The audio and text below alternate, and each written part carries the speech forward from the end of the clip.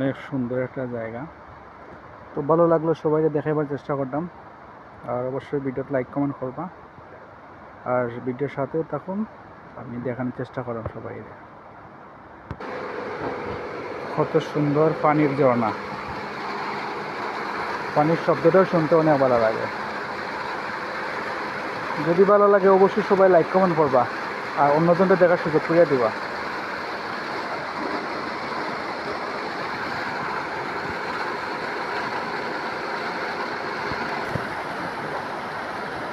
একবারে ঠান্ডা করে,